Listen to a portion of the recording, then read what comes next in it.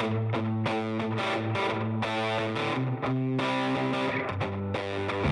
listening to the Cantina Cast, your home for thought-provoking Star Wars talk. Join Albert and Jonesy in breaking down the latest news, trailers, movies, and of course, your favorite characters from a galaxy far, far away.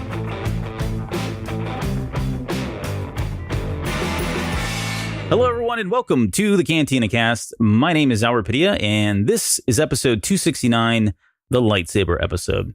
I think we both selfishly wanted to find a way to talk about lightsabers in general for some time now, so hopefully you'll find some cool takeaways from this episode. And with me now, fresh off a recent visit to Ilum, with still a lightsaber crystal in hand, please welcome Jonesy to the show. Jonesy, how did the gathering go, and were the waters of Ilum as cold as they appear to be? It was cold, Uncle Albie. It was cold. Just like it is in Texas today. It's cold, people. Yeah. I don't know what's going on here in the weather in Texas. I don't know. It's messed up. But good to be back. How you doing this week? Doing good. Got some really exciting news that we're going to break finally. So spoiler alert there. But yeah, doing well. There's a lot of stuff going on with Star Wars, a lot of stuff going on with Star Wars Celebration. And then we've got a whole episode to do. So let's get to it. Let's do it. So news-wise, let's start with Queen Shadow. Because for those of you who don't know, Queen Shadow is the novel that focuses on Padme and her handmaidens, and this just came out, I believe, Tuesday officially. Right. Although that you've started reading it already, right? I have. I'm about, I think I'm on chapter 9 right now. It's a pretty quick read so far. What are you liking about it so far? There's a couple things and I don't want to spoil anything, so I won't give any specific spoilers. Maybe we'll come back and talk about it in a future episode. But I do like E.K. Johnson's writing style. I will say that because I'll tell you this, and we've talked about this before on the show. At least for me personally, Star Wars politics is about as uninteresting as yarn. Right? I just don't find it interesting whatsoever. And oddly, I love U.S. politics. I'm fascinated by it, and I stay glued to that, 24/7. Even it has nothing to do with our today's political climate. Just in general, I've always really enjoyed it. But for whatever reason, when Star Wars politics comes in, it was just something I never could get into, and so that's why I did have trouble with the Plagueis novel, because that had two of my favorite things: politics and banking, which is right up there for me. But this one, I'm still reading. I'm not bored by the politics piece of it. So she's doing, I think, bogging it down. Yeah, I think she's doing a good job of keeping it going, keeping it interesting enough to, at least for somebody like me who's not into that. I think if you're really into Star Wars politics and some of the posturing that happens, you're going to get a kick out of it. If you have interest in the handmaidens themselves and the relationship with Padme and what that's really like and how dynamic that is, it's actually way more dynamic than we get any kind of inclination from when watching the movies. So that aspect of it's really cool. And I think she's done some really good stuff with explaining some of the things that we saw in Phantom Menace. And again, I don't want to get into spoilers, but some of the things that you're like, oh, okay, yeah, that makes sense. More practical reasons for some of the stuff that occurs with Padme and the handmaiden. So all in all, so far, so good. I've heard a lot of great things about it, including the epilogue, and I think some of our Discord readers, we were talking briefly about it today, and they all seem to be enjoying it as well. Yeah. So we won't spoil any more of it, but all right. So off to a decent start then. Yeah, off to a decent start. I think it's fair. Decent. So that was that. We also have Dave Filoni just pulled at everybody's heartstrings this week. He released a sneak peek of the future. He actually posted something, was it a couple days ago here now, on the 1-year anniversary of the ending of Star Wars Rebels, and this was part of the Rebels Remembered hashtag that was kind of floating around. What's that? Can't believe it's been a year. Yeah, it's nuts. I can't believe it flew that fast either, to be honest, but it did. And he posted something. Thank you all for sharing your memories of Star Wars Rebels. It was a wonderful show to make, and the entire crew is humbled by your outpouring of love and support with Rebels Remembered. I tried to think of something to sketch for all of you today, but I couldn't come up with something from the past, so I drew a possible future instead. Now, I won't read the rest of it, but the picture... No, yeah. You're not going to read all the stuff that gives context to it. Okay, fine. It's always good to check in on old friends, don't you think? No, this is not a new show. Just a drawing I did today for you, the greatest fans there are. Thank you. So that's from Dave Filoni. And the image he drew, which if you've not seen this, we posted this on our social media pages. It was all over the place, but it is a picture of Sabine and Ahsoka somewhere. It looks like they're off on some kind of icy planet, and we're led to believe this is them looking for Ezra, which, we all kind of have our own thoughts and visions about what that looks like. But wow, to see it, even this little rough sketch that he put together, it was fascinating. I really enjoyed it. That's a really cool sketch. Dave Filoni does really cool things. And what's really neat is he just draws things for the fun of it because he just loves the content. Right. And this is really, I think this is a really creative way of not teasing the fans. And that's why I wanted to make sure we read the end of it, is that this wasn't any kind of teaser. He wasn't setting any kind of different expectations. But, thanks for all of this. And here's something, if we were to think about the future, maybe this is what it would look like. And it's something to spur some imagination in the fandom and just get us talking and having a good time. And Dave Filoni always does a really awesome job of this. And it's been a lot of fun. So I'm glad that he does stuff like this and kind of stays in tune with what is going on in the fandom and what we're excited about. And that we do remember the ends and the beginnings of all of these things. And he's there with us. And it means as much to him as it does to us, Absolutely. if not more. Yeah. So really cool. What else? So we have a new book that was announced. This was just recent too, like maybe just a couple of days ago, but the title is How Not to Get Eaten by Ewoks and Other Galactic Survival Skills. There is an article out on StarWars.com with, I think it's the author, if I'm not mistaken. I could be wrong, but there's a lot of details here. And really the first thing that comes to mind, and it's probably no surprise, if you look at the cover of the novel, it's almost kind of like those survival books, the worst case survival scenario book. Sorry. Right. Yep. I think it's similar to that. It's supposed to be in that kind of vein where, you learn how to prevent being choked by a Sith and not get eaten by Ewoks or being trapped in an exploding Death Star, that kind of thing. So it sounds like it's going to be a very fun book. This has me written all over it. So I'm definitely going to pick this up. I don't care how much it costs. This is totally worth it, in my opinion. My favorite was taken over by a parasitic Geonosian brainworm. Yeah. How do you get out of that? I don't know. That's great. Yeah, I know. We've got to find out. I'm with you. This is something that should be like at every kid, like it's book fair time in our schools right now. Right. Yeah. And this is something that should definitely be on the table there in the Star Wars section. Yeah.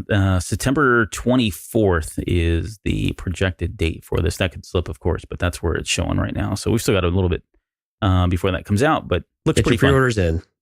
Yeah, get your pre-orders in now for that.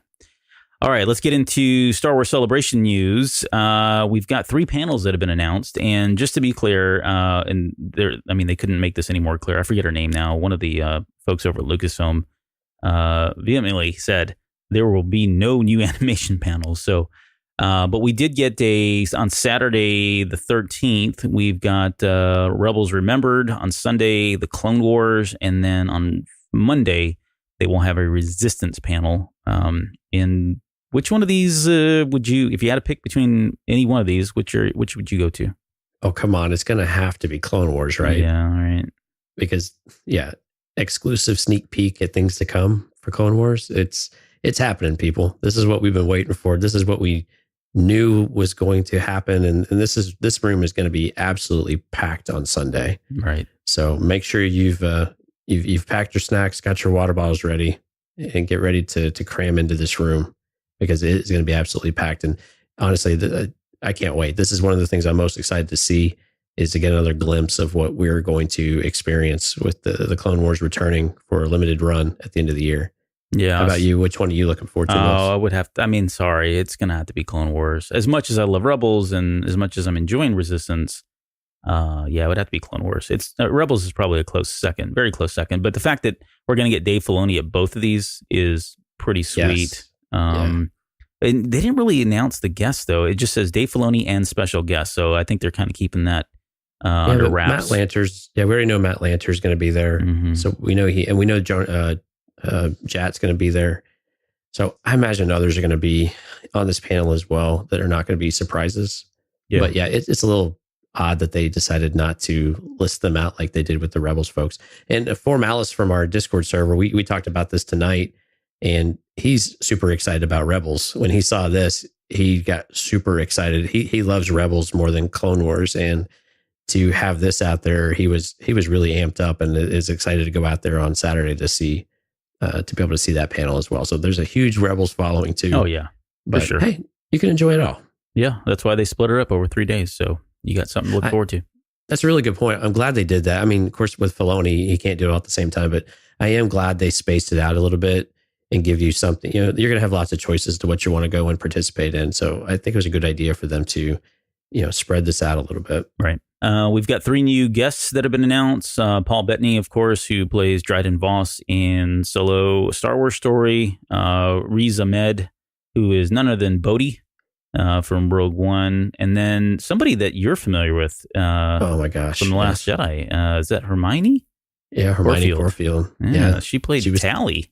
Tally, yes. Sweet, lovable Tally. Died way too soon in Last Jedi. It was very sad. And she's still hanging in your locker room, right? That picture of her? I can't neither confirm nor deny that. Yeah. But yeah, I might have a little minor crush on Tally here. Minor. That's not an understatement. But so all 3 of them have been announced. So again, this list just keeps growing and growing in terms of the number of celebrities that are going to be there. And we're still over a month away. So stay tuned.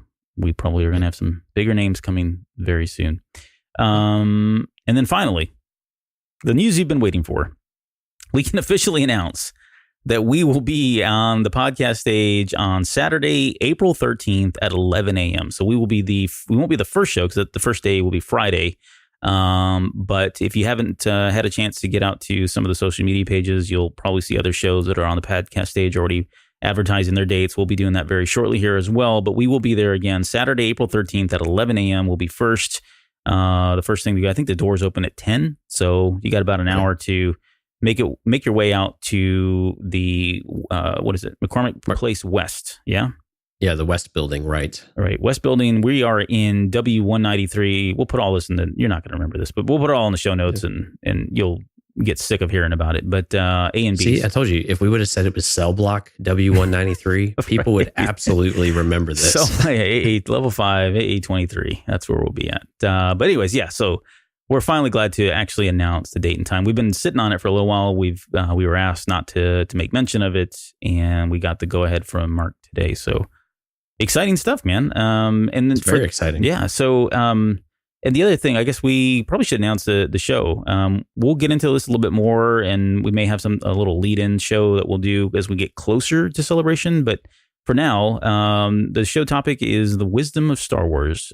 So we are going to definitely take a tried and true Cantina cast approach to the show. So we're not going to go up there and do anything that isn't out of character for us. So we're going to stick to what we do well, hopefully what we think we do well, and try to talk about the wisdom of Star Wars and some of the more famous quotes and lines that kind of revolve around that. But again, as we get closer, we'll share more details. Anything else you want to add or throw in there about the show? I'm super excited. I'm really excited that we're going to stick to kind of what we do. Rather than there's going to be a lot of news coming out. It's going to be hard to resist some of that. Yeah. And some of the other shows do news really, really well. But I hope some of the shows stick to their format like we will and really give you a flavor of what that podcast is all about. And to me, that's exciting, and be able to expose, fans to new ways of thinking and new ways of talking about Star Wars, and hopefully turn a few on that want to check us out more often. Yeah. So super exciting. All right. Well, look for all of that, more information again as we get closer. And don't forget that you guys can sign up. We've got even more people that have signed up for our, what are we calling that? Well, it's at irreglumedia.com/SWCC. I can't even say it today. Yeah. Man, talking is really difficult today, people. It is. So irreglumedia.com/SWCC. There's a sign up form. We're going to start posting some things out there, an announcement of when the date is. So if you need a reference point, and then Albert and I might be doing a little extra special content between now and then, and we'll post a little bit out there as well as in the feed. So always keep checking back. Okay. That's all we had for news. Hey, not bad. We did that in about 15 minutes. So Mike will be happy. Let's get into our main topic now, lightsabers. So let's start with the origin of the lightsaber, or the laser sword. And I thought it'd only be appropriate that we started with the maker, George Lucas himself. So for anyone that's not aware already, Lucas took much of his inspiration for the lightsaber and lightsaber combat from the old pirate and serial films of like the 40s. And really what what he was going for at the time was this like romantic side of fighting, much like we know and see in the Arthurian legends and maybe even like the Robin Hoods, right, where chivalry and honor reigned. And I think one of the more fascinating aspects of the origin was really the idea that the lightsaber and their significance in the original trilogy was really supposed to be more symbolic than practical. And I say interesting because I think when you think of Star Wars today, you almost immediately associate Star Wars with lightsabers and the Force and space battles. And I think it's been proven, many times now that we don't necessarily need that in Star Wars. I think we've matured to the point that we don't have to have that in all of our Star Wars. But I just wonder how much Lucas really was anticipating that lightsabers would move from purely symbolic gesture to what we see, especially in the prequel trilogy, and then anything else that came out after that. There's some, and I'll kind of kick this over to you because I got a quick story, and it will be a really quick story. But we were tossing around the topic of lightsabers, and my literally 1.5-year-old son walked over to me one day right when we had already locked this down as one of the topics, and he's got a DVD that he pulled out of the DVD collection that no one uses anymore because we're all on the Blu-ray and digital. But he brings over a DVD and he's holding the special features from the DVD collection of Star Wars. And I just happened to pick it up and flipped it over. And on the back of it, there was a special feature that was called The Birth of the Lightsaber. And I had not, shameful, I don't know, whatever. I had never seen this documentary before. It's been out there forever.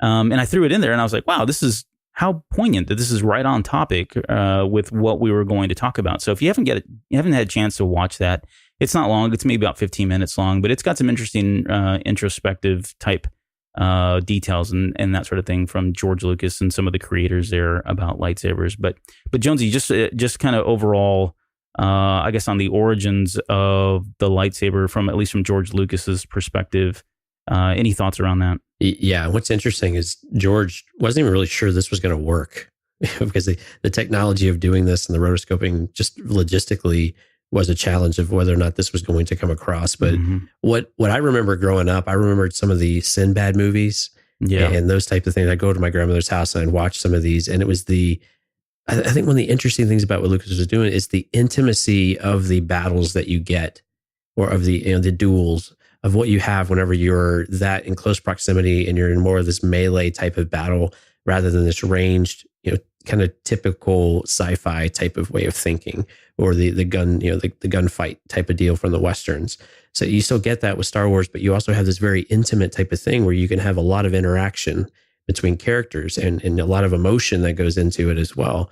And we see that throughout all of the trilogies. We've seen a lot of great battles, and it's not always about the wizardness of it all and then the amazingness of the choreography, but often the one that are most memorable are the ones with the character development moments between the characters and that interaction that they have, and you learn more about them within the context of that battle. And I think that's what's always been really great about the lightsabers. Not only is it this really amazing looking utility, but it brings the action much closer and brings the characters much closer to one another. Yeah, you say that, and something that just kind of immediately comes to mind and is just that whole Obi-Wan Kenobi, or I should say Ben Kenobi and Darth Maul fight, right?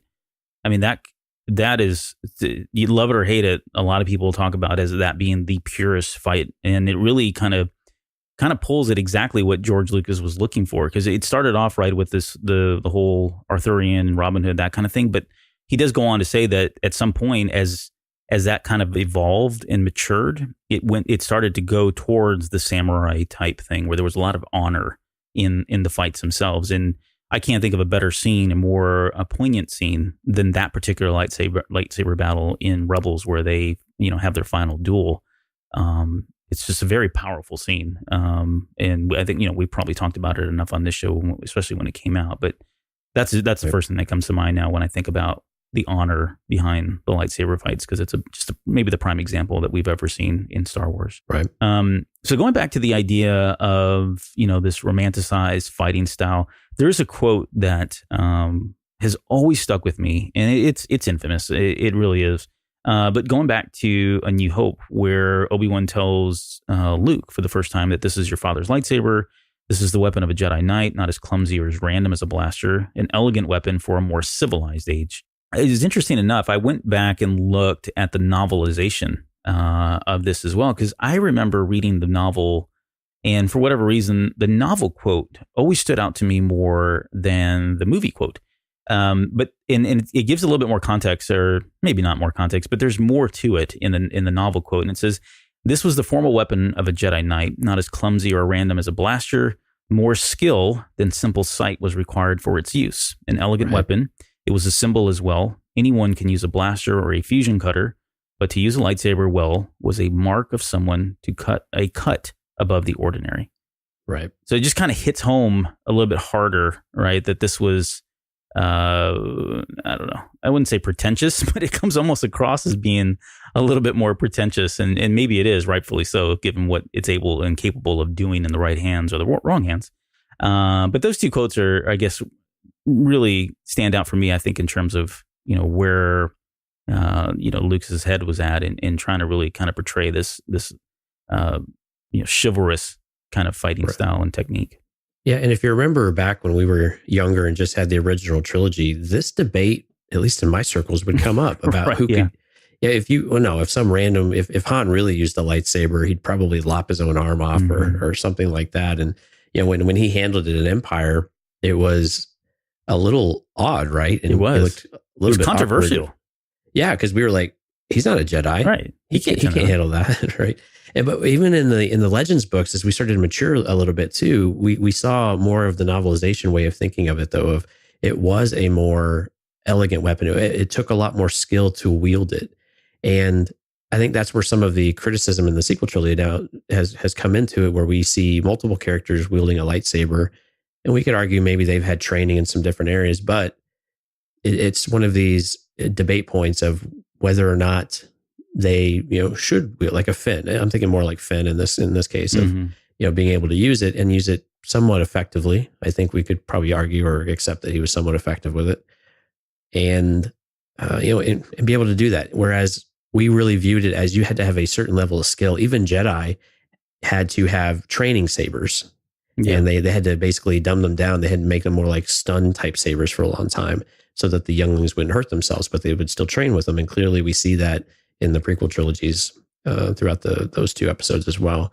But I like that idea, though. I like it being a symbol as much a rite of passage type of thing than it is a weapon. It means something. It has a meaning. It has a meaning to the wielder, and how they came to that weapon and how they shaped that weapon, and the things about it are as much part of the character as they are anything else in the story. Yeah. I think that's what the lightsaber has always represented. I think Legends did a fantastic job of really fleshing some of that out as well. And we might touch on a little bit of that. We didn't see as much on screen with it, but we still get a flavor for it, especially the rite of passage aspect. Yeah, no, definitely agree.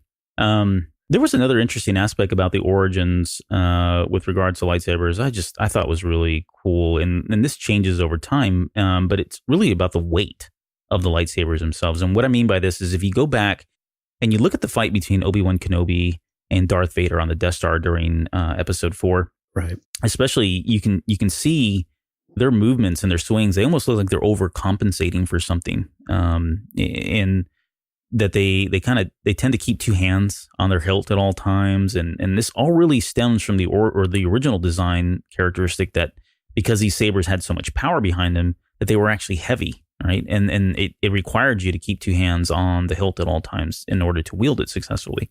I mean, it's subtle, but you can see that Prowse and Guinness, especially Prowse, like his movements when he's fighting with the lightsaber, some of it's, I think, him trying to project, I'm half robot, half man. That's why I'm kind of like this. But you can almost see that it almost looks like he's carrying something that's heavier than it should be. Right. And that was the premise that George had as well. Exactly. That these were heavier and these were very intentional. And by the time we got into Empire, he struggled a bit with how do I make this more exciting, or the things that he wanted to be able to do and to show. And he knew that he had to loosen up a little bit. Yeah. With the original thing. But yeah, it was very much rooted. You had said it perfectly before. It rooted in kind of the Arthurian ways, the medieval type of times. And it was very much like holding a broadsword, which are exceptionally heavy and not always balanced very well. But again, as we matured and as we articulated what goes into a lightsaber a little bit better, Yeah. we started to develop a completely different perspective on it. Yeah. And you see that, like you said, in Empire. I mean, at one point, Vader's basically toying with him. He's holding it with one hand the entire time, and Luke's got both hands on it. And then by the time we get to Jedi, I mean, he's flinging that thing around like it's nothing. And so Lucas goes on to explain that the whole evolution of the lightsaber battles and the choreography himself was kind of twofold. One, he wanted to showcase the level of experience that Luke was going through, by way of his training, and making it more flashy. Sorry. And obviously we get super flashy once we get to the prequel trilogy, but also it starts off as a more technical fight in The Empire Strikes Back. And there's also an emotional aspect to it as well. Right. So when we get to Return of the Jedi, it's not really about the technical aspects of it. It's not really so much about the flashiness. It's all just kind of pure emotion at that point, because Luke has been triggered, right, by the fact that Vader's now threatening his sister and that kind of thing. So, and I think we see the same thing in the original trilogy. We get a lot of technical fights at the very beginning, and then by the end, of course, we have the very emotional fight between Obi-Wan Kenobi and Anakin Skywalker there on Mustafar. But I was just trying to think, do we see that though in the sequel trilogy? I mean, it certainly played out in those two trilogies, but I mean, I think on that fight for The Force Awakens, and that was kind of I think that one's getting there. I would say that would qualify. Because, Rey definitely had the aggression going on, and it was the split of the Earth that basically stopped her from progressing any further against him. But she was chilling and having kind of that emotional aspect of it, all the pent up anger from Han being murdered, and I definitely see it. Yeah, so I think JJ probably did a good job of just kind of balancing both of them. I don't think he's leading up to it, because we kind of lose some of it, I think. I'm not saying we lose the emotion or we lose the technical aspects of it, because I think we get both in the throne room fight for sure. But I don't think there's a progression there like we saw in the first two trilogies, and that's not a criticism. That's just the way that's the reality of it. It's a little bit different there, but yeah, I think that's a good that's a good differentiator. I saw the Last Jedi fight as a bit more of that technical one without as much emotion. Maybe because there wasn't a direct conflict between characters that we kind of care about. But with Force Awakens, less technical, obviously, because Rey doesn't have any experience up to that point with it. And so it was more pure emotional, but it wasn't this balance that we got in some of the fights in the prequel trilogy in particular, especially when you looked at like a Yoda and Dooku type of battle, right? Or an Obi Anakin. And, but it was, so we kind of get one side of it, but not both sides of it yet. So hopefully with episode 9, we're finally going to get that crescendo and that direct conflict that's going to bring all that together of what we typically experience in a lightsaber duel in Star Wars. Right. Yeah, I agree. I'm hoping we see that. And I don't want to prescribe that it has to be Rey and Kylo. Whoever is been introduced, it can be a new character for all I care. I kind of want that same feeling in this one. Maz is back with a lightsaber. Anyways, let's move on. Let's talk about the lightsaber sound effects, because this was something. I mean, let's we'll start with Ben Burt, right? I could listen to Ben Burt talk like for a week straight. Right. And be totally fine with that. We've brought his name up before on the show many times, because he's kind of the founder of pretty much every sound effect that Star Wars to be at this point. But it was interesting that he drew inspiration from old movie projectors that kind of had this humming noise as they were sitting there idle. He then took that with he took a broken microphone, and as he waved it across the front of a speaker, it was kind of giving that feedback, and was driving a lot of the sound that we hear today with the swooshing sound of the lightsaber, was all kind of coming from that. And there's some great video of him recording this, and he's literally watching the movie, swinging around that microphone and trying to time it so that he gets the timing just right. But honestly, I mean, there's a lot of other sound components that go into the final product that we hear in the movies. But I mean, just how iconic is this sound? Because I mean, any kid out there who has watched Star Wars, leaves for the first time, immediately runs off and starts making those sound effects. I mean, and to this day, I mean, I imitate it. My kids imitate it. People I know they all do their best to imitate it, but it's just a very, very iconic sound.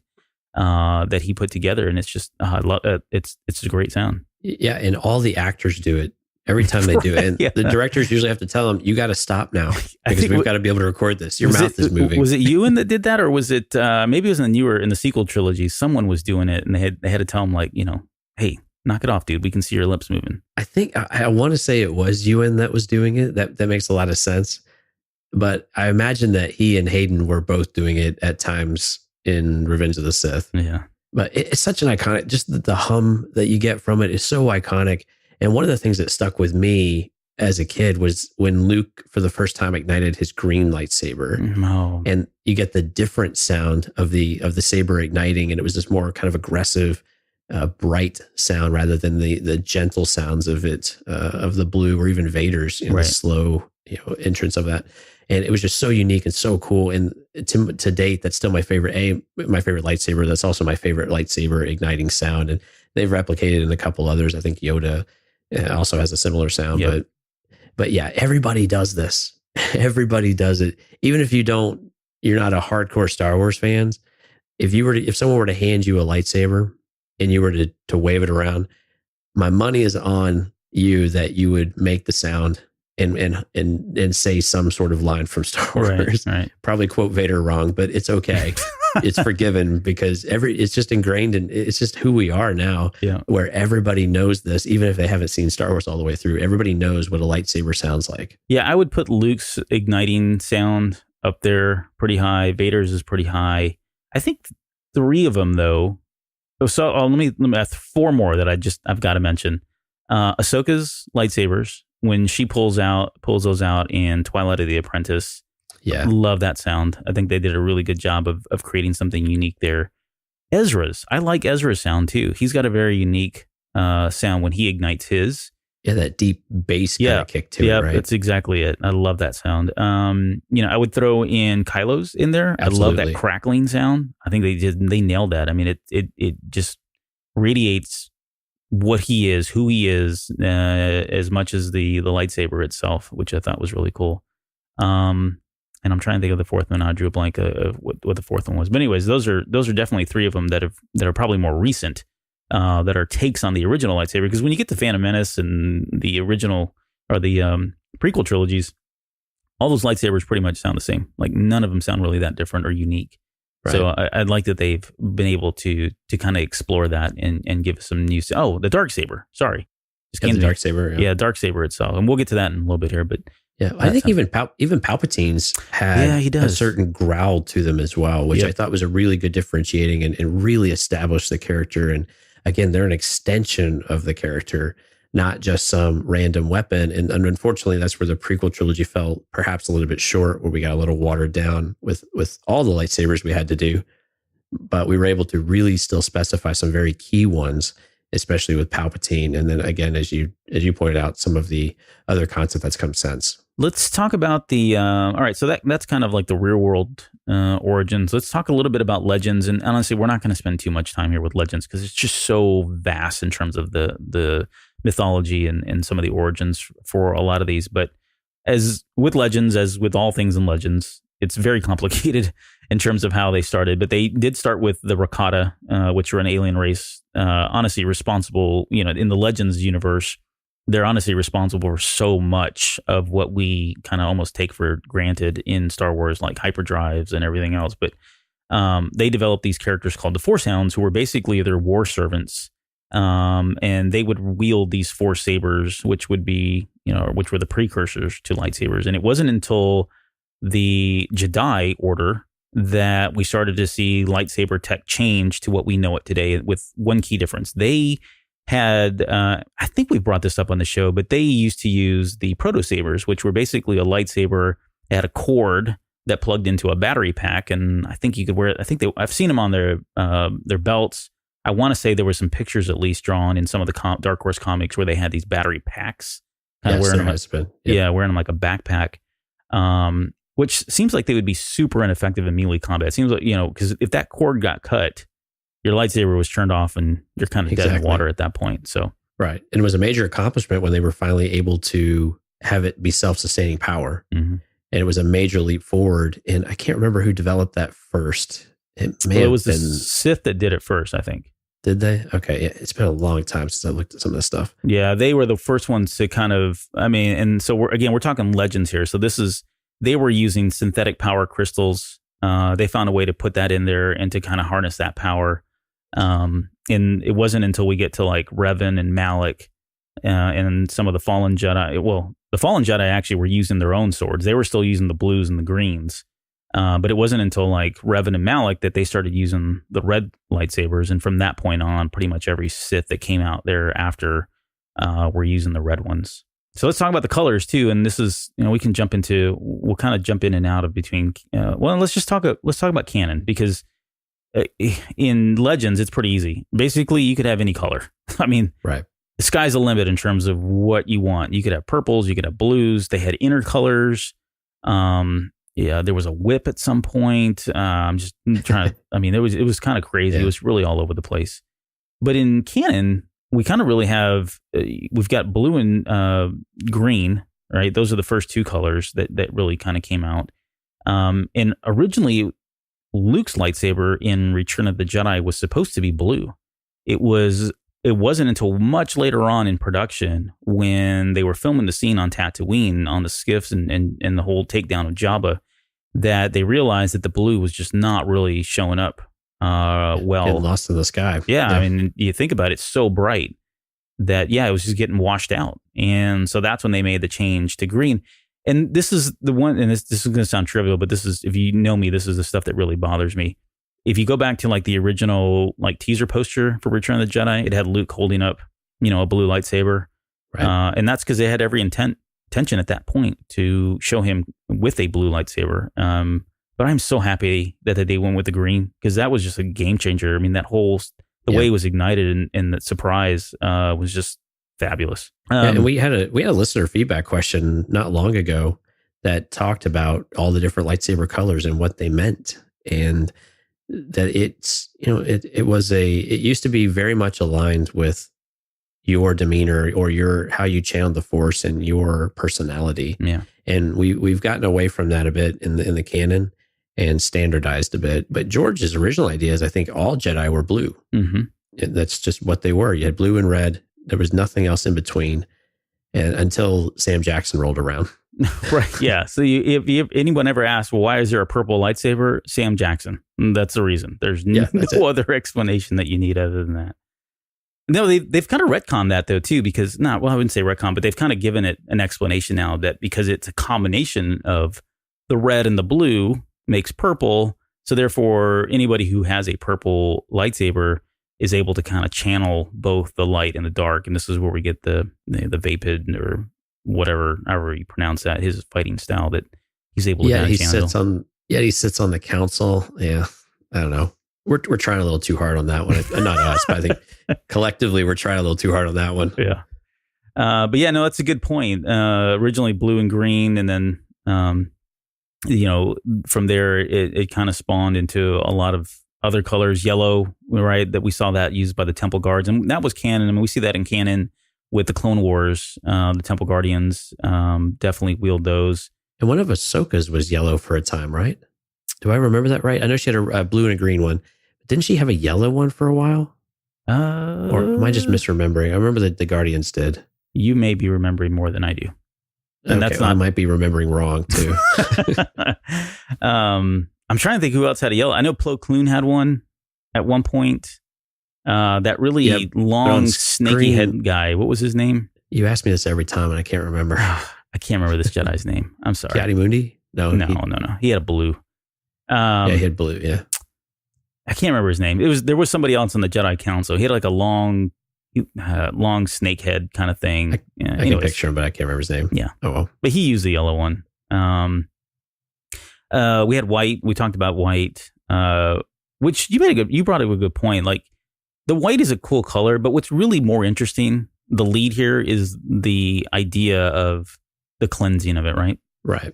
Yeah. These rites of passage are so important in Star Wars. And we finally get a counter to what they introduced on the red saber. So if they're making the red saber bleed as part of a rite of passage for the Sith, being able to cleanse a blood kyber crystal into this silver or white. And it takes a very special person to be able to do that, to be able to release all of the pain and the anger and the fear, all those things that were poured into it. And it is a very important moment as you achieve something new and something different. And if you're curious what we're talking about, I would strongly encourage you to read the Ahsoka novel, which is by E.K. Johnston, which is fantastic. And it gives you a really good idea of what's going on and what goes into that. And it lays it out really nicely. But again, it's this idea that you can impact these crystals as a matter of who you are and what you believe in. And really in Ahsoka's case, it was opportunity too, of not only puring the environment that she was around and protecting and identifying who her true self was. And that's just manifested itself into her lightsabers now as she strove to take on, or really to adapt to a new lightsaber. Because I believe at the time she didn't have any, right? Yeah. Yeah. Yeah. So it was an important character. It was an important moment for her developmentally as well. Yeah. She had already buried her lightsabers to kind of, fake her death along with Rex. And so she was saberless through the first part of that novel until she picks up the ones. I think she gets them from the Brother Five, and I forget who the other person is. Right. So those crystals, we'll talk about this in just a sec, because I do want to come back and revisit some of the, I guess, what happened with Disney and some of the changes that they made to the crystals themselves. But, the crystals are now, they're not necessarily sentient, but they definitely have a living aspect to them now. And the white crystal, I think, is probably the more fascinating one out of all of them now, because if you think about it, that crystal has to go through a lot. That poor thing starts off as a Jedi lightsaber, and then it gets bled. So it's infused with all the hate and the anger and, whatever else the Sith decides to kind of infuse or imbue it with in order to turn it red. So it goes to that kind of transmutation. And then later on, he goes through another one in the way of the cleansing that you just mentioned. So, that's kind of like a war-torn kind of thing that's just really seen a lot, seen better days. But I think that's probably the more fascinating one. And I like the fact that they are rare. I think Ahsoka is the only one that we've ever really seen that had at least from canon anyways, it had a pure white one. I think the other thing I like, and I don't know that this is actually Disney rewriting anything with that they are somewhat sentient. There's always been a special connection with Jedi and their kyber crystal and going to Ilum and this quest to find it. And we saw a little bit of this on screen. I think Genndy Tartakovsky explored this on the original Clone Wars. Yep. And I believe, didn't they do this on the Clone Wars with Dave Filoni as well? Yeah, it was the Gathering was the name of the episode. It was the first one, then there was a part 2, which I forget now.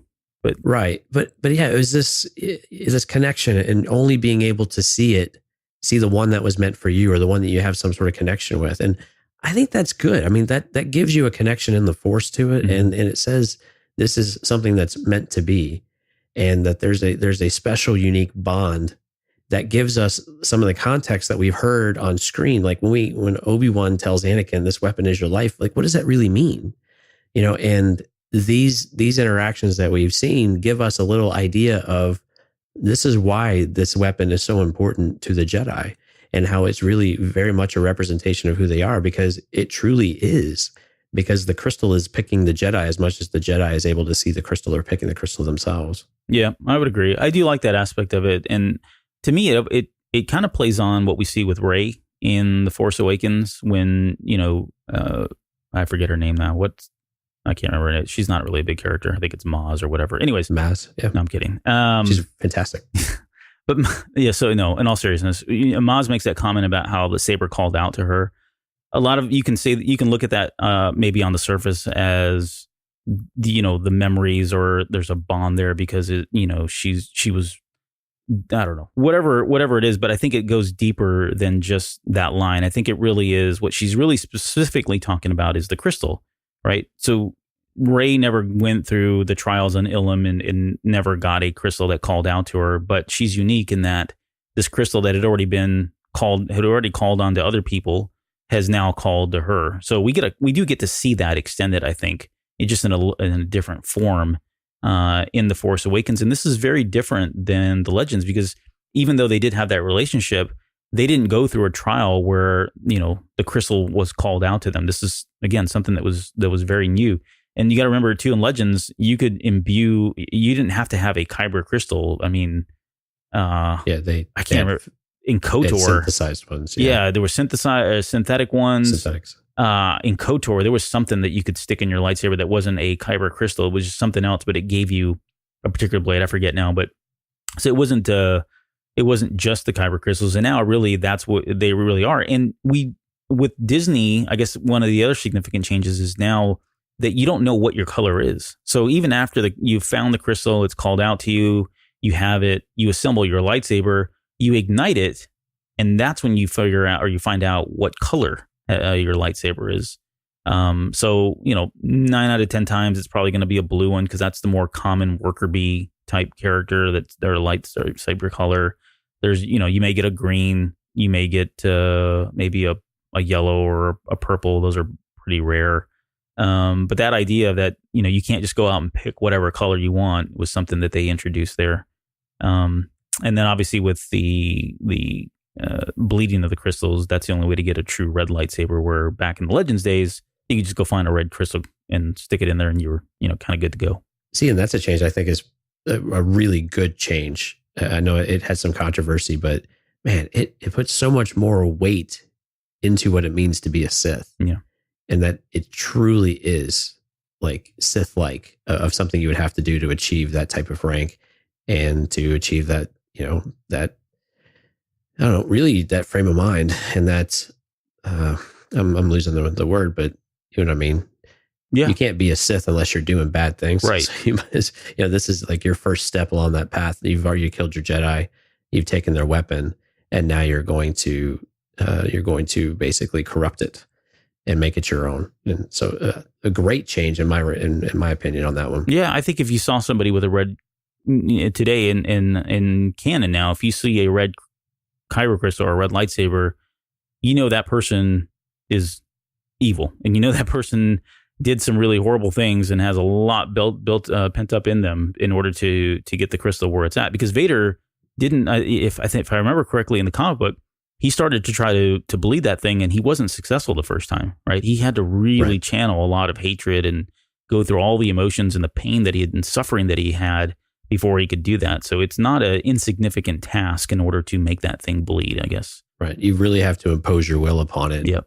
Because the will of the crystal is pretty strong. Right. It knows what it wants to be, and it doesn't want to be that. So here's another interesting aspect, and we don't need to spend too much time here, but the hilts have always been interesting. And in Legends, the hilts are, again, a dime a dozen. You name it, you can have whatever kind of hilt you want. It's probably been done in Legends.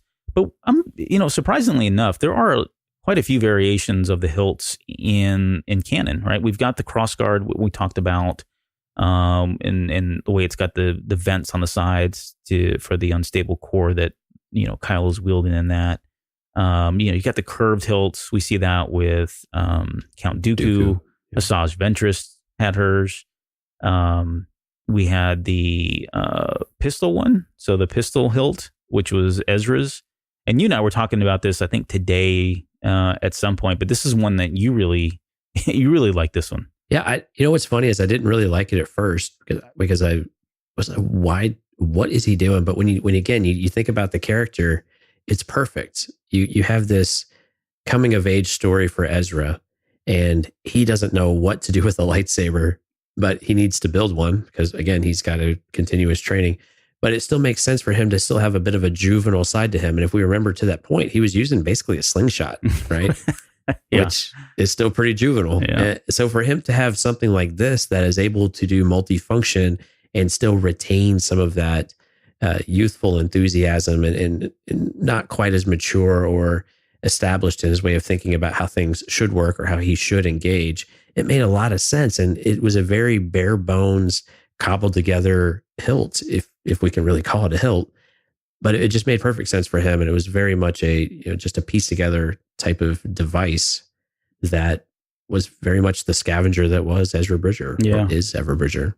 Yeah. And I think another aspect of his design came from Kanan and Kanan's persistence in staying undercover, right? He didn't want to have something that hung off Ezra's belt loop that looked like a lightsaber for fear that someone would recognize it and then hunt him down, right? Kanan was on the run. He was in hiding constantly. And so it made sense that he would construct something that would loosely look more like a blaster. I mean, it certainly at first glance, you wouldn't think a lightsaber. You'd think it's something else, maybe a blaster. A stapler. A stapler gun, whatever. But nonetheless, it didn't look like a lightsaber. And so good or bad, it didn't look like one. But I thought it was a cool design. Yeah, I really enjoyed it. Even from the beginning, I thought I was like, that was one of the ones that I thought, wow, I really want an Ezra Bridger character, and hopefully they would make someday one of his, extendable lightsabers for the kids, that kind of thing. But yeah, I thought it was cool. I thought it was practical.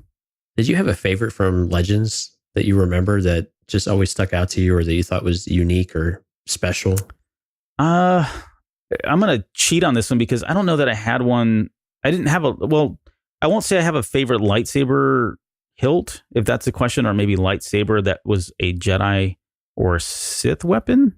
But Did you have one? And I'll give you mine, but did you have one that you had in mind? I had a couple. I'm trying to remember if Lobaka had one made from a tree, from like a Shiriwok tree. Genji does. I think you're right. And I think Genji has one from The Gathering, from the Clone Wars. He's the little Wookiee one. Yeah. He's got a little wooden lightsaber, which I thought was a cool looking design. I thought that was cool. And then I believe it was Tanao Ka had one that was like a bone. It kind of looked like a tooth almost. Mm-hmm. And it was just very unique. I believe it was on one of the New Jedi Order books where she had it raised, and it was just very interesting shape. But it kind of goes to this theme of you could do it from a variety of things. And what was really cool is many of them came from something that was important to their home planet. Right. Whether it was the bone of an animal or, part of a tree, something that was very integral to their culture, and that, again, continue to show their character and their heritage as well. And I thought that was always a really nice touch of something unique rather than just a metal hilt.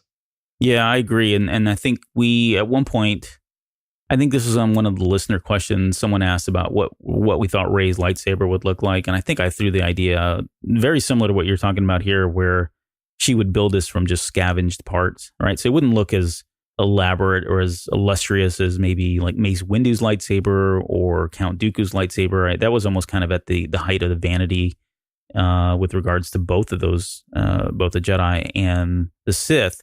But I would like to see something that looks ragged and rugged, very scavenger, very piecemeal, not well polished in any way whatsoever. It just seems like that would fit her. Very modest looking kind of a lightsaber, which would be a hilt. More along the lines of kind of what we got with Ezra. Yeah. Something that's very lived in, for lack of a better word. Something, I mean, even akin to what Luke had in Return of the Jedi. Right. It wasn't anything that looked like brand new off the shelf, freshly polished. It looked like he found parts around, Ben's old hut and assembled it together. And here we have it. It looks a lot like Obi-Wan's, but it's, this is what we have to work with. This is what I'm going to make. So here's something that I thought, and I'm going to throw this in kind of as a bonus talking point, and it's not a lightsaber, but I really want to talk about the Sith sword. So because I really like the origin. So this is the Sith sword was the common weapon of Sith. Like, I don't know, we're probably talking 5,000-6,000 years BBY. So we're purely legends in this area here, but essentially a Sith could take this metallic sword, and they're huge. I mean, these huge, like broad swords, super heavy. They would take them and run them through this like alchemy process that would kind of transmute them. And it would transmute that blade into basically a blade that was able to absorb a lightsaber blade. If they were being attacked, they could, block themselves with that. But then it was almost like magnetically sealed as well on the outside, so they could reflect bolts back. Much like we see with, obviously the modern lightsabers. And these were very popular. I mean, you got Sith like Marco Ragnos and Naga Sadow. These guys were still, they didn't use lightsabers. They chose to use the Sith sword in favor of lightsabers, even though the lightsabers at that point were already out. They just kind of stuck to them, and eventually they died out, and we don't really hear about them anymore. And again, this is all legends. Right. But I always thought that was a really cool thing that they had their own kind of a weapon. If you ever play SWTOR, there's a couple of side quests that you can run into when you are playing on the Sith side as I forget which class now, but there's some side quests that you can actually go out there and you can pick up one of these up and use that instead of the lightsaber. So yeah, and if you remember back not that long ago in the Thrawn novels, cortosis is another type of material that is strong enough to block lightsaber. Yeah, to block lightsabers, and it's not something common though.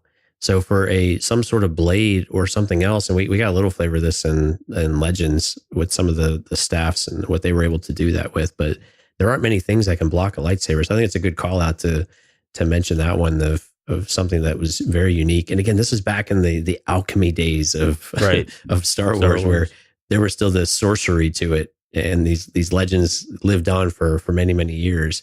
But it's kind of like the dark saber, right? It's just something. It's a unique take on the idea of a lightsaber that has similar properties, but goes about it a very different way to accomplish something symbolic. And I think for the Sith, it kind of reminds me very much of like the He-Man type of swords, or again, the same broadswords. That's a good analogy. That's very similar to that. You're right. Hey, you mentioned the darksaber, so let's talk about that one real quick, because there's not a whole lot here. There really isn't. We see it in the Clone Wars. Pre-Vizsla is swinging that around, and he ends up losing it to Darth Maul after Darth Maul kills him. But we don't really have much about it, but it's very unique. It's black. It's got a very different sound. Visually, it looks different. It's got this kind of a ghosting trail of black as it's getting wielded around. And I guess you could say that about all the other ones. They have that same thing, but for whatever reason, this stands out, I guess, because we don't see it as much. But really all we know is that it was designed hundreds, thousands of years ago, I guess. And the Jedi had it at one point. It was in their possession. I would assume that they were keeping it in their possession because it was, something that was created by a Sith or somebody else, and they didn't want anyone else to have it until the Mandalorians showed up, took it, stole it, and it sat with them. And then, of course, we come to find out later down when we get to the Rebels era that Sabine Wren ends up taking this, and then she ends up passing it on at some point to, I forget her name. But it's back on Mandalore now, where I guess where it maybe rightfully belongs, if that's fair to say. But right. Yeah, great sword though. Yeah, this mantle of leadership, right? That we see in cultures, especially Arthur. So again, it's another callback to the originals of you have a device or a MacGuffin, if you will, something that says, because I control this, I am the leader because I am worthy. I'm the one destined to wield this type of weapon, and the only way to claim it from me is to take it from me in combat. And but again, it's these ideas of these these stories of what we grew up with, and of these times of long ago, of what does the weapon represent of the person who wields it. Yeah. You could throw in the knighting of Kanan, right? When Yoda takes his lightsaber, he almost knights him, much like the Arthurian legends as well. So yeah, and he did in the original Clone Wars series. Yoda did that with Anakin, right. I believe. Yep. Yeah, it was Anakin. Yeah, it wasn't Obi-Wan. It was Anakin. He kind of did it on both shoulders and lopped off the braid, and I thought that was really cool. I mean, that's because that's kind of what we thought. We, again, for a long time, we didn't know what does it take to become a Jedi Knight from a Padawan? What does that quest look like? What does the trials mean? And then is there a ceremony, or is it just congratulations, you are now a Jedi Knight? Mm-hmm. Here's your certificate for completing the training. But to be able to see some of that on screen, again, not canon anymore, but there's some sort of ceremony that says you have progressed and you have achieved a certain level, and that the lightsaber is a part of that ceremony seems very appropriate to me. You could argue it should be something with the Force or something, just traditional ceremony, but I think for the lightsaber to be a part of that, especially if you've got the braid and the lopping it off, I think is just a nice touch. Yeah. I think that's neat. I guess the very last thing we want to talk about, I want to pull in the line that we get from Attack of the Clones, where Obi-Wan is telling Anakin, this weapon is your life. And you brought it up earlier. But before we get into that, I just want to talk about a scene that was originally in the script for The Phantom Menace. We have a scene where if you remember, this is right at its very, very beginning. Once they get to Naboo, them being Obi-Wan Kenobi and Qui-Gon Jinn, and Qui-Gon runs into Jar Jar Binks for the first time, and they kind of have their exchange, and he ends up following him, and then it immediately cuts over to Obi-Wan running from, I think, 1 or 2 steps, I forget now, and they're firing on him, and finally Qui-Gon steps in, reflects the bolts back, takes out the steps. And then we get the whole line of "Who's this?" Another pathetic, whatever. But originally in the script, there was a scene, a line in there where Obi-Wan is kind of getting a lesson from Qui-Gon Jinn, and it's very quick, but this is how it reads. It's Obi-Wan, "Sorry, Master, the water fried my weapon." Obi-Wan pulls out his burnt laser sword handle. Qui-Gon inspects it. Qui-Gon then says, "You forgot to turn your power off again, didn't you?" And then Obi-Wan nods sheepishly. Qui-Gon continued, "It won't take long to recharge, but this is a lesson I hope you have learned, my young Padawan." And then Obi-Wan finally says, "Yes, Master." So we never see that, but that scene always it was interesting because I remember even in the first viewing of The Phantom Menace, I thought, well, why isn't he pulling out his lightsaber? How come he's not, fighting off those stabs? Why is he just running away? It didn't seem like that was a very Jedi thing to do. And originally, and we don't need to get into whether the Kyber crystal was shielded or not. That's kind of now how they've explained that off. It wasn't, and that kind of thing. But the reason I brought it up, because it almost feels like when we get to Attack of the Clones, when Obi-Wan Kenobi says, "This weapon is your life," it's almost like he's echoing that same lesson that he took from his master back in The Phantom Menace. But at the core of it all, I guess I want to just kind of talk about instances we felt like, where we see the weapon is your life. And there's a lot of examples here, everything from, just from a practical standpoint of combat and survival, but maybe some of the uses as well, some of the other uses that we've seen with the lightsaber. Does anything jump out to you around that?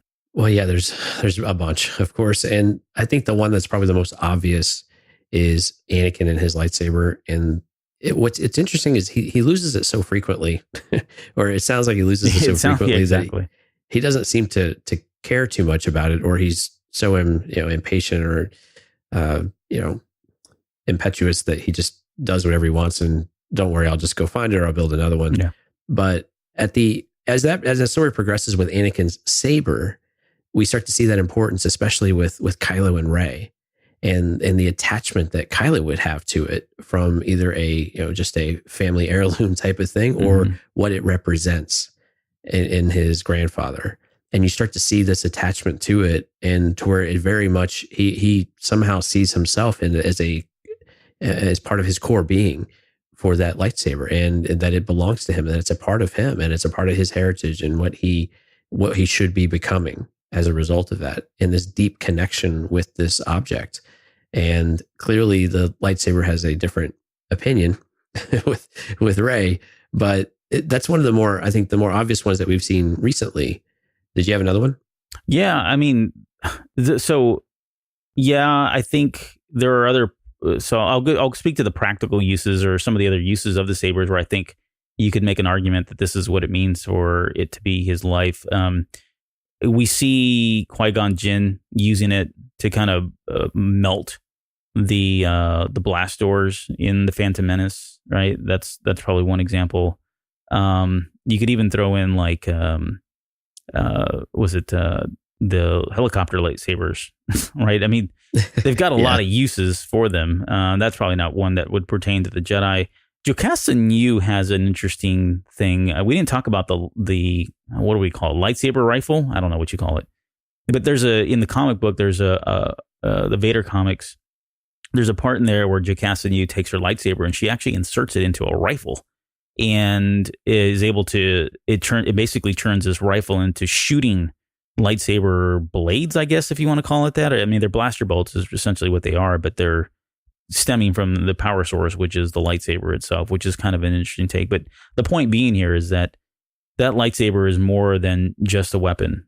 To your point, there's a lot of, to the points you've made with regards to Kylo and what it means to him from a family heirloom identity perspective, to the symbolic gestures that we talked about with like the knighting to everything from the, again, the more practical or tactical uses of the lightsaber itself. But I think what the message here, I think the lesson here that Obi-Wan was trying to pass on to Anakin was that this thing is more than just a weapon. There are all kinds of things that you're going to use this for, and it's a part of you. It's going to respond to you.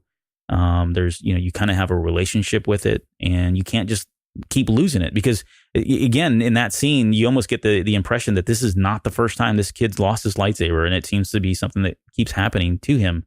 He just, for whatever reason, just can't get it through his head that, you can't be doing that. So it's such an interesting thing to talk about, though, because Yoda always told us that, use the Force for knowledge and defense. Mm-hmm. So it's interesting that a lightsaber would be so directly attributed to, like, this is your life. I don't understand. They don't seem to jive in that regard of saying, why would a Jedi feel like they have to have it, especially in a time of general peace that we get into with Attack of the Clones at that time.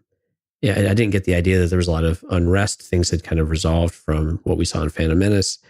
So where it would be that so important that he keep that with him at all times even from a defensive tactic. Yeah. I get that wanting to defend yourself, but it seems like that would probably be somewhat rare at that time. Yeah, I would agree. It may be, and I'll be apologetic here and make an excuse, but maybe what he meant in the context of where he was in his training, that was probably his life. Because if you think about it, I don't know that Yoda or Sidious or I don't know, you could throw Luke in there, I guess. Any of these super powerful Jedi would say that you absolutely have to keep that lightsaber around, right? At some point, you probably evolve to where the lightsaber is kind of ancillary. It's not necessarily essential. And we see that in Revenge of the Sith, where Yoda and Sidious just kind of, they're done with the lightsaber battle. It's now just a matter, this is all pure force powers, right? And They kind of go that route. So maybe that's what he meant, is just at least that at that time, this was his life. He needed that until, his powers were at the point where he had other ways he had a better control or mastery of the Force, that he could defend himself in other ways without the use of the lightsaber. Interesting that Yoda and Dooku kind of do the opposite of that. But I'll take that, especially with the youth. It's your primary way of defending yourself. Yeah. And sometimes showing a bit of strength and showing authority, maybe with where the youth don't typically have that as well. Right. So I'll buy that. All right. So while we got a few minutes, we're over on time, but just quickly for fun, I want to just throw in there, do you have any favorite lightsaber moments or notable lightsaber battles that you want to just kind of shout out to? Oh my goodness, yes. Old Republic. In the Old Republic MMO, the moment where Satele Shan blocks Malgus's lightsaber with her hand. Yeah. It was one of these moments where you didn't know they could do that. Right. And I remember watching that cinematic, and I yelled something that I can't say on the podcast of how cool it was. And I know it kind of sent some ripples, and I know some people, maybe it was a little controversial, didn't like it, but it was one of the most amazing things, because you thought she was dead. Yeah. And she was an amazing character, had an amazing lightsaber, lots of skill. And here she goes and stops this as a desperation act. And you were just like, oh, bleep, didn't know they could do that. That whole battle. I mean, so for those of you, it was epic. I mean, go watch that battle.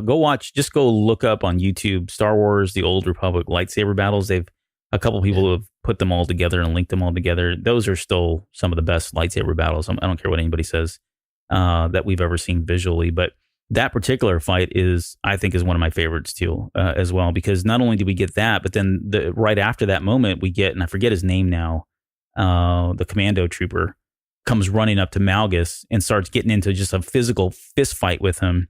And you think he's going to get his, butt handed to him, and he doesn't. He actually holds his own pretty well, but he's, using his ingenuity, and he's holding I think like a flash grenade or something, and blows that up point blank on Malgus and stuff. So anyways, we're getting all kind of fanboyish here. But anyways, that one's a really good one. All of them are really good. So go check those out. One other one that always really stuck with me, and we've talked about this before, was in the Clone Wars when Sidious takes on both Maul and Savage at the same time. Again, it was more not so much the fight, but how Palpatine just toys with them and just outright just completely obliterates them. And again, great scene all the way around for that one, where the lightsabers are really kind of secondary to the fight, but really fun to watch that one. Always a favorite, just overall scene. Any that stick out to you that we haven't already talked about? I have a lot of them, and I won't dive into them. But Rey versus Kylo is still up there for me. I think visually, that's one of the more beautiful fights. Rey and Kylo together in The Last Jedi is good. Anakin versus Obi-Wan. Qui-Gon, Obi-Wan versus Maul. You mentioned Sidious, Maul, and Savage. I had that one as well. Maul and Pre Vizsla, just throw it in there. Ahsoka and Vader is still one of my favorites too, from Twilight of the Apprentice. We mentioned that one earlier, but that was a good one. Can't leave out Luke versus Vader in Return of the Jedi. That's just, or an Empire. Yeah. Or an Empire, right. I mean, that moment, if you want to talk about lightsaber moments, Vader igniting his lightsaber, creepy, slowly, scary, right? And then I still want to know how they do that. Yeah, I don't know. Is there a control switch on there that says do it more slowly and dramatic? Wait, where's my dramatic setting?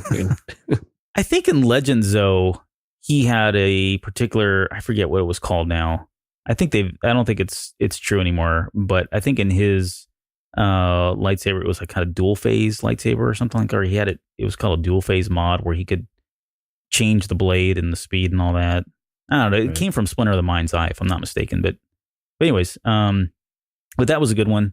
And just other lightsaber moments. I like Finn when he ignites his. Like, he's just got so much adrenaline in him when he's on Takodana and before he gets into the traitor, that guy fights that dude. I think that's a cool moment. You mentioned Han igniting his lightsaber. That was shocking to me, as a 8-year-old kid seeing somebody else other than a Jedi wield a lightsaber the first time. So I thought that was another cool moment. And Yoda versus Dooku, first time seeing Yoda in action with a lightsaber was epic. Again, a little controversial for people, but I thought that was one of the more fun moments of that movie end to end. Absolutely. But yeah, I think that was. I'm trying to look at my notes here if that was all I had. I think those are all the big ones. And then any battlefield fight or any battlefront fight rather in the video game. Right, yeah, those are all epic battles, trust me. Yeah, or Masters of Terras Kasi. Right, yeah, let's mention those. No, we're not going to do that. All the good stuff, right, that we love. I was trying to think of like some what's his name, Galen Merrick from Force Unleashed, yeah. I mean, just I don't know. That's maybe a little bit over the top. I mean, he just obliterates people like just a little bit, exploding. Yeah. Anyways, all right. That's going to do it. I think we'll kind of end the show there in terms of lightsabers.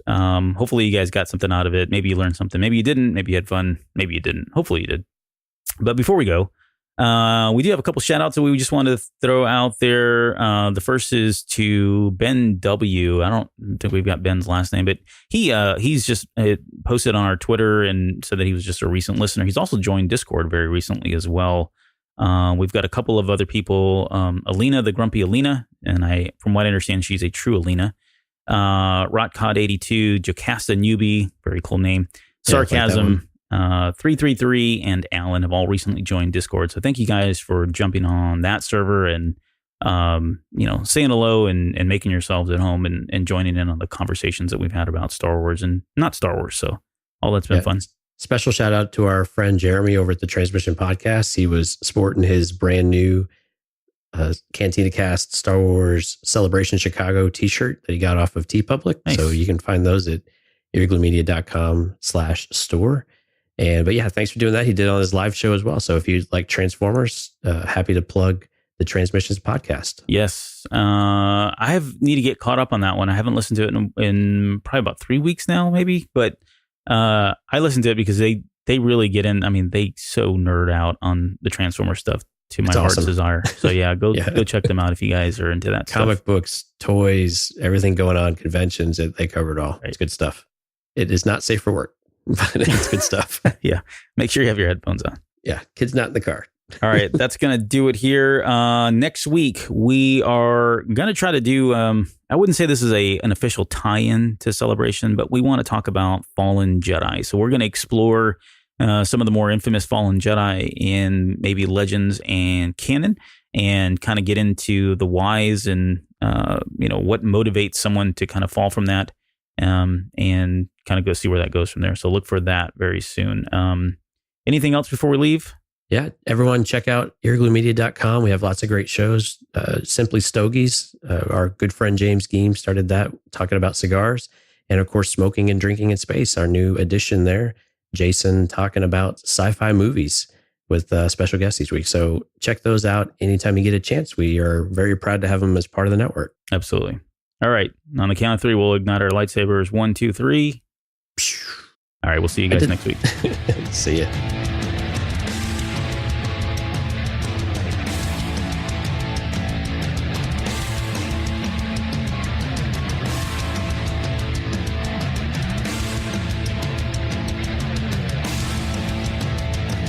You're still listening? Wow, that's amazing. Well, I'm here to give you the disclaimer. Normally we do a big, long, drawn-out disclaimer thing saying what's what and who's what and all that other stuff, but I think you guys kind of know that Lucasfilm and Disney have no affiliation with us at all, and we have none with them.